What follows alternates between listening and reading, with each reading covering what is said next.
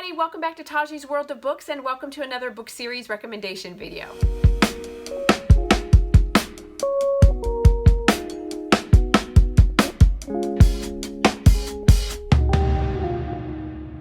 Hey you guys, so it is the beginning of my September reads finally, and I started with the series that I told you I was going to start off with, which is the Mile High Club, and I wanted to come on and film just one clip because I finished this beauty today, the Stopover. And I have to say, you guys, you all told me that I would absolutely love it, and you were right. I really loved it. There were several book sections in here where Beauty told me, Beauty, who one of my viewers said she laughed out loud, and I messaged her, and it's like, there's a scene in here where they're going camping, and it was just hilarious, where I was like sitting out on my porch and I was laughing hysterically out loud because it was just absolutely too funny, where Jameson was just like yelling at these mosquitoes and just was out of his element and couldn't handle it. Between that and him riding on the bus, I was like, Jameson, you just trying to do too much. So at any rate, this story is about Emily and Jameson, and they meet on a airplane. So it starts off where she is in the airport and she is going from London to New York. She's got a job interview, and then she's headed back to LA, and she's in line at the checkout counter, and this dude in this climate that we live in has gone totally crazy, and he like is screaming at her and like throws her baggage around and just is acting a fool. And so the stewardess, the hostess at the checkout counter, says, you know what, we'll take care of you, and they upgrade her to first class. So she's in first class and she's sitting next to Jameson, and they just hit it off right away. They spend 6-8 hours just chatting it up, talking, having a great conversation, getting drunk, like, and just having a good old time. And to make a long story short, there's an announcement that's made over the PA system that says that there's a snowstorm in New York, and as a result, they are going to revert to Boston, and they're going to land in Boston, and so they'll have an overnight stay in Boston, and then their flights will be redirected tomorrow.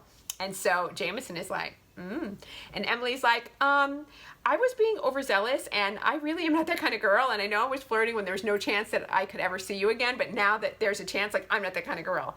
And Jameson's like, but you're gonna be that kind of girl tonight. And so they have a layover. They have like the most steamy, amazing night. It is just bliss and beautiful, and it's an absolutely wonderful experience for both of them. And to make a long story short, he does not ask for her number, she does not give it, and they don't see each other again. And I tend to hate time jumps like that because I feel like it's unnecessary. But if it's not crazy, like if it's a 10-year time jump, I'm pissed, I'm upset. I don't like that. But if this is a 1-year time jump, so I tended not to like it, but I understood it because it also was like necessary time too, because she had to get relocated to New York, and things had to like get set in place. And that's what happened. She relocates to New York and they cross paths again. And so it is about their discovery. And I love it because the romance is at the forefront of the story, but there also is a mystery going on behind the scenes trying to figure out who's stealing intellectual property. There's some embezzlement going on. There's some things that have to come into play. There's a lot of conversation around honesty and trust. And Jameson is a CEO, he's a billionaire, and he's an asshole, and he does some really jerk off kind of things, but he tries to rectify them right away. You feel like through the series you want to just punch him. You just want to knock him out. But Emily does some stuff too that like tend to be my pet peeves and tend to make me crazy, because she's like, I'm powerful and strong in my own right, and like, but the way that T.L. Swan did it, I felt like it came across, it happened well. Like, it didn't irritate me in the way that most heroines tend to irritate me. And Jameson gets what he deserves, and there's some fair bit of groveling on both sides. Emily lied. She had to grovel about some stuff. He did some really jacked up stuff. He had to grovel about things. But the way that they decided to bring it all together, they're perfect for one another. And I really like that. And the series, what I really like as well so this is an absolute 5 out of 5 for me. I also like that this is about the brothers. The next book is about Tristan, and that is The Takeover. I'm going to start that tonight, so I'm going to come back and give you my thoughts about that. But you get to see, and I'm sure in The Takeover I'm going to hear from Jameson and from Emily, so I can see all the different couples, because Tristan really came up a lot in this story as well, and so I really appreciate that, and I really liked it. The story flowed very easily. It was a fast-paced read. There are parts that are funny and hysterical, and there are parts that are frustrating, but I get it. I get all of the things that happened. It didn't seem like there was unnecessary angst. It all seemed as though that it was really legitimate issues that the couple needed to work through in order for them to be in the right place to be together. And Jameson had to deal with his issues, and he confronted them and talked about them. And Emily also recognized that she had some issues that she needed to work through and talk through, and they did that. And they did that in a really healthy way, and so I really appreciate that. And that's what I want to see. So I'm going to see you in the next clip so we can talk about The Takeover. See you over there. Hi, you guys. So I just wanted to pop on really quick and talk about the second book in the Mile High Club. This is about the second brother. Let me say this first of all. If you guys hear a bunch of noise in the background, my son is having a sleepover with his friend, and we're all going out to dinner. And so if you hear a noise in the background, I'm so sorry, but that's what that is. Anyway, so let's move on. So the second book in the Mile High Club is about the second brother, or a brother, a Miles brother, and this brother's name is Tristan. And I have to say that this is my favorite story so far. Even though it has elements of things that I don't like. There's a lot of like miscommunications, there's a lot of like jumping to conclusions, there's a lot of like opinions drawn about what you think you know about someone, and without really verifying or validating. Like, she assumes that he's a dog and that he is the type of guy that's gonna walk all over her. And is he an asshole? He absolutely is a jerk, but at the same time, she's a bitch to him. And she's like not cool to him, and she's mean to him, and she's disrespectful. And all he does is really try to demonstrate how much he loves her, and how much he really wants to be with her, and how much he really is committed. Now, she's a lot to take on. This is a sort of second chance romance, if you will. She was previously married, and her husband passed away under really difficult circumstances. She has 3 boys that she needs to put first, and she needs to care for above all, first and foremost. And I guess this story really resonated with me because I'm married currently. Prior to me meeting my husband, my current husband, I was engaged, and my fiance passed away 2 days before we were getting married. And it was horrible. It was an awful time.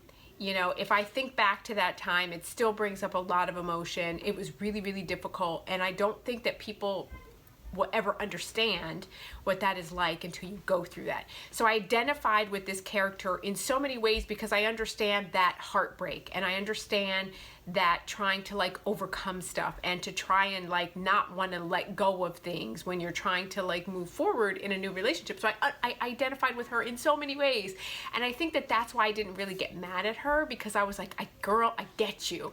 And I didn't have children. I couldn't even imagine what it would have been like trying to get past that heartbreak when you are madly in love with somebody and they leave through no accord of their own, but rather they're taken from you. And that's how you view it, is that they're taken from you. And so this book was like so good.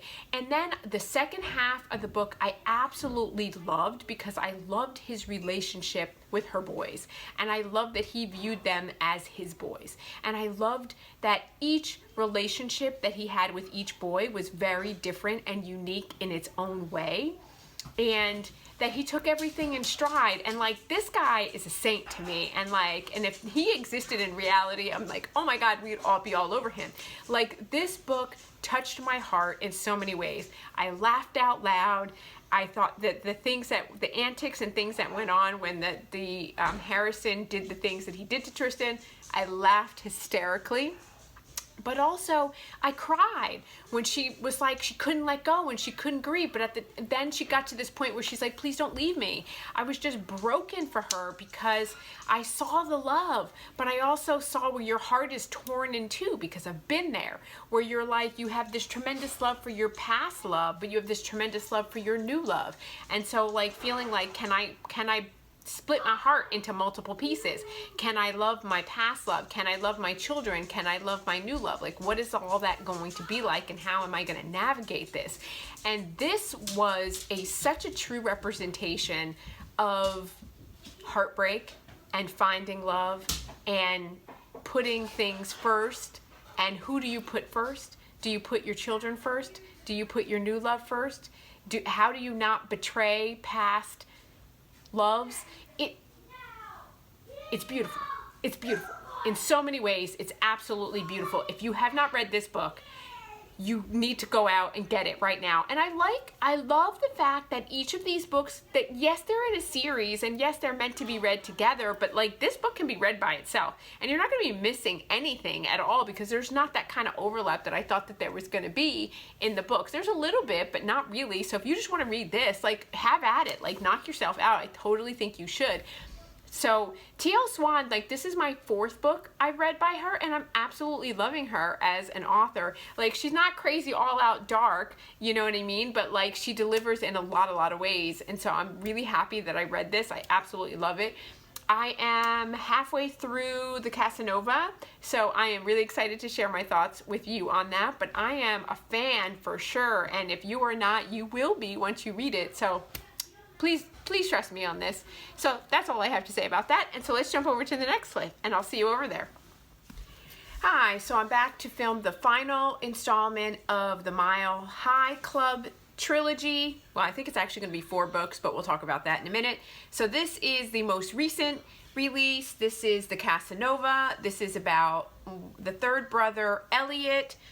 And I really love this story because Elliot is the CEO and based out of the London office. So he's based in the UK, whereas I think he's like the counterpart to Jameson. So Jameson's out of the New York office, and the first book, The Stopover, is about Jameson. So they're counterparts. He's the CEO of London. He's the CEO of New York. And the Miles Media Production, I think is what they're called. At any rate, so it starts off, this is an enemies to lovers sort of trope, in that Catherine works for Elliot, and they absolutely hate each other, and they've hated each other for years and years and years.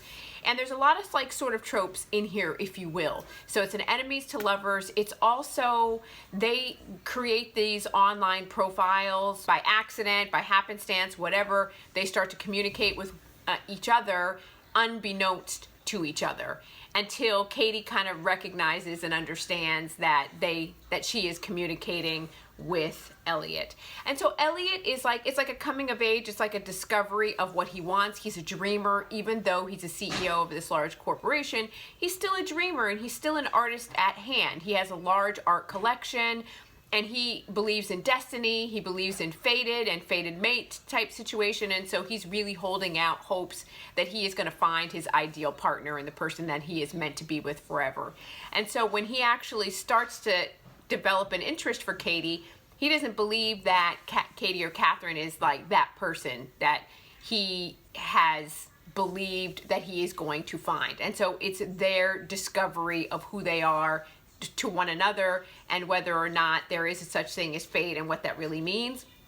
There also is a mystery element to this, in that there's some art that he's been collecting over years and years, and he's been chasing this artist, and he hires a private detective to find this artist, and the story sort of unfolds from there. This book was really, really good. Again, there are laugh out loud moments.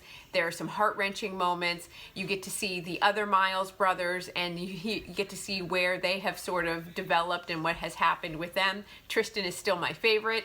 Tristan and his family are my favorite. I absolutely love his boys. It's just amazing. And so it's really, really great. And so far what we've said is that this is a trilogy. So we've got the Stopover, the Takeover, and the Casanova. These are all 5 out of 5 stars. I was thinking about this. Well, let me say this. So it's a trilogy, but there's still one more brother, and that's Christopher. So I went on the website and I couldn't find anything that there is a plan for a 4th book for that brother, but it stands to reason that there should be. So there probably will be one more installment to complete. the brothers. And I'm also seeing that I have not read any of other, well, I read one other book by T.L. Swan, and that was Play Along, which I really, really liked. And so it seems like Mr. Masters, Mr. Garcia, like some of her other books, The Italian, are all dialed in and connected, because I can see some of the characters come up in here. I also understand that in The Italian, that one of the Miles brothers makes a cameo there as well. So I think I'm going to go back and connect the web and see how everybody connects, because they all went to boarding school, and so they have some mates from boarding school, and I think that's how they know Mr. Spencer and some of the other guys that have other books that she has written. So stay tuned. I'm going to go in and do a deep dive and see if I can't figure all that tangled web out, and I will report on that.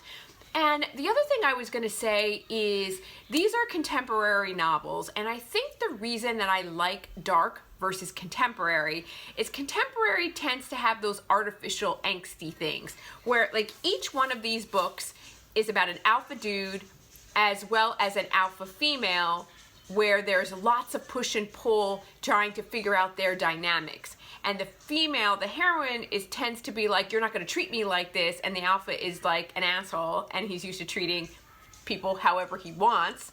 And as a result, there's a lot of like conflict, right? And I don't like that kind of conflict. I guess because in reality, if I were in that situation, like talking about suspending belief, right?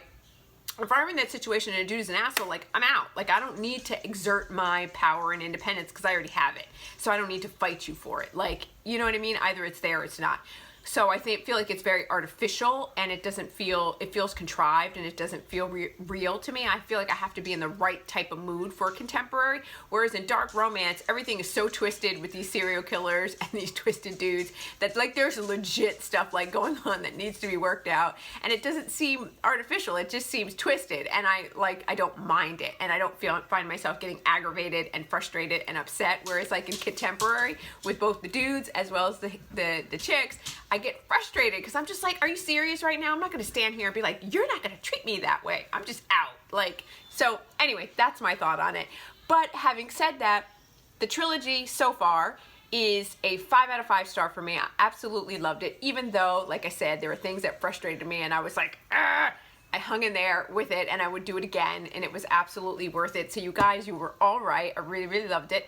And so that is all that I have to say about that. So you know I upload new videos every Monday, Wednesday, and Friday. So please, if you like what you see, like and subscribe. It helps me tremendously, and it lets me know that you like the content that I'm uploading. And what else? I upload, like, and subscribe. That's all I got. I'll see you next time, guys. Bye!